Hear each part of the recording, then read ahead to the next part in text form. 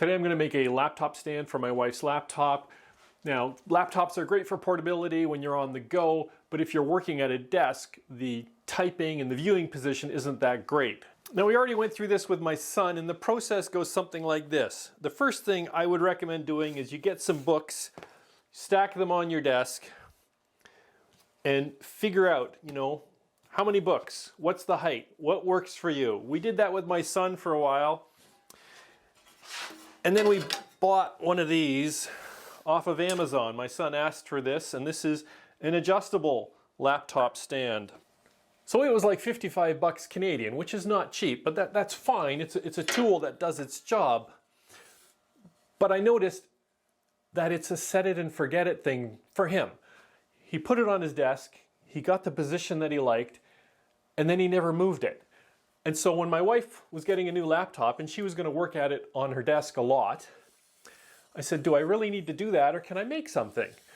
And so first, I took some measurements off of my son's setup. I had my wife sit there to see if she liked it. Then I jumped into SketchUp and I put together some plans, and then I put together this mock-up.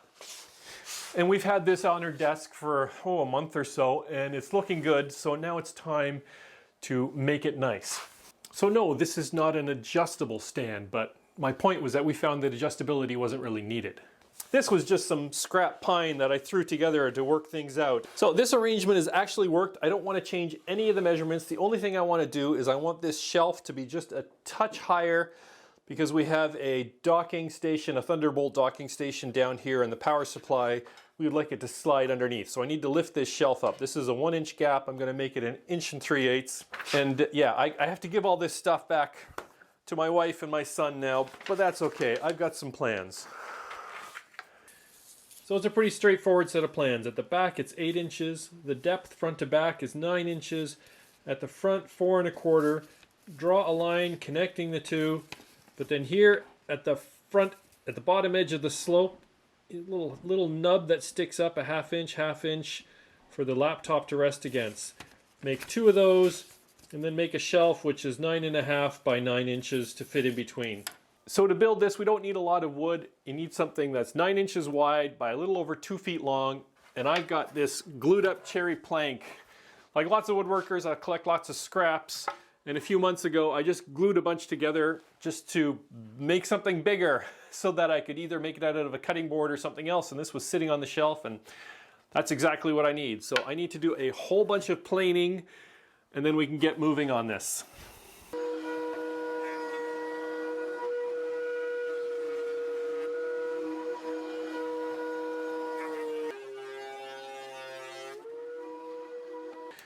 I took it down to a 5/8 thickness, and it's looking pretty good. There are some wormholes here, but I can cut around them because we don't really need the whole panel. And so let's move on. There's only 3 pieces to cut out. I'm first going to square up the 2 ends just because I think it makes it easier for me to mark out my layout lines.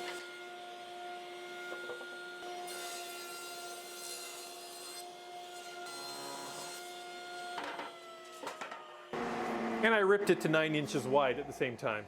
Okay, I've got a nice sharp pencil, and let me try to explain how this works. Going off of the plans, on the front, I'm going to mark 4 1/4, and on the back, I'm going to mark 8. Then I'm going to connect those two. On the diagonal, then I'm going to measure over a 1/2 inch and draw a parallel line to that one.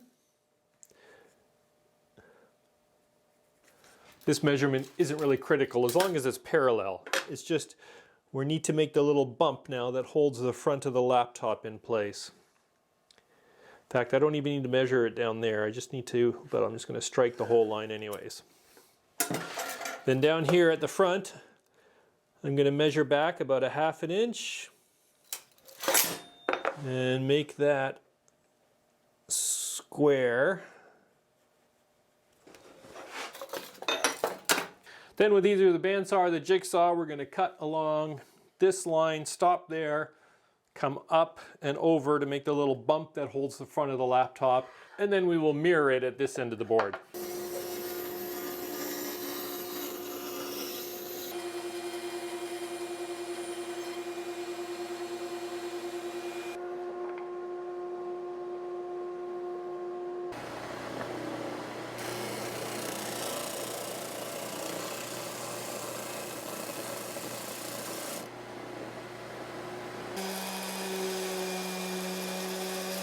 The plans say 9.5, but I cut the shelf to 10 inches because I've decided I want to set it in some dados just to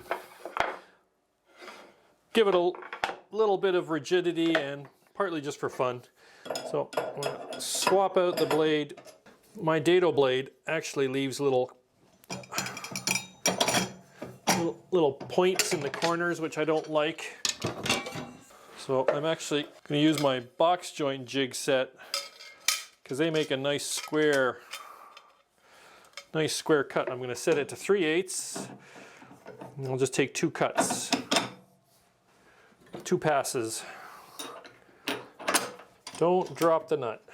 I need to take out my splitter also, because that's in the way when you're doing dados.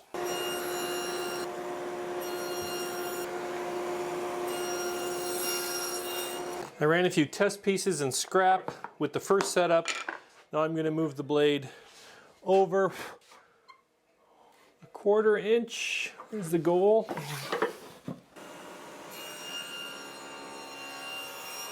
And once I confirm the fit with the test piece, I can proceed to cut the dados in the good pieces.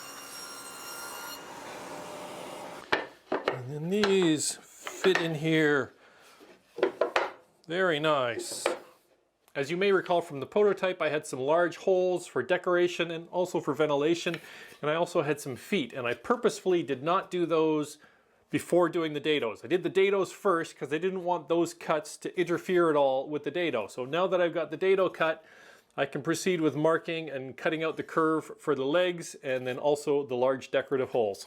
I'm going to mark in 1.25 inches from each side, and I think a 3/4 inch lift is plenty. And I'll just borrow this glue stick and use that to draw the curve at each end.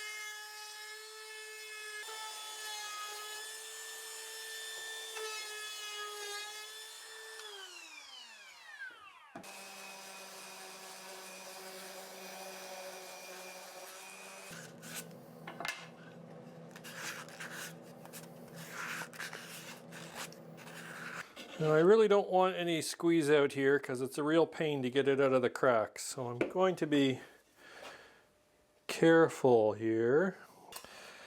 That's the up.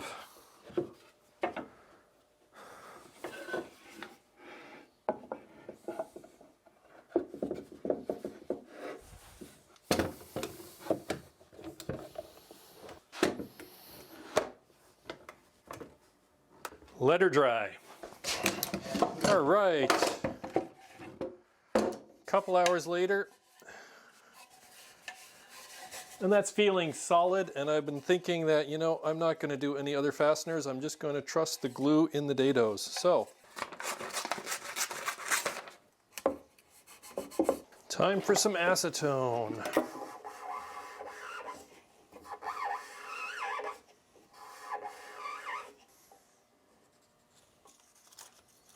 Here we go.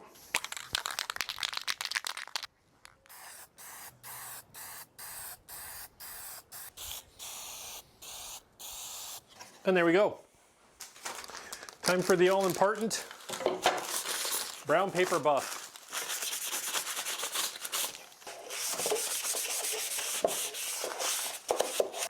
And there we go. One laptop stand. So, one quick fun little project. It is 5:30 on Sunday afternoon. I think I started this about 12:31, so about 5 hours total. Now, to be fair, I already had the panel laminated up, but you know, it's a quick, simple 3-board project. It's not quite done. I mean, it needs to get put outside and off gas for at least a day before I can give it to my wife to use. So I hope I have enough time to get a picture that I can throw up here of showing it actually installed in the office before I get around to releasing this video. And I think that's it for now. So as always, thanks for stopping by. I hope you enjoyed yourself. If you feel I've earned it, please consider subscribing, and we'll see you on the next one.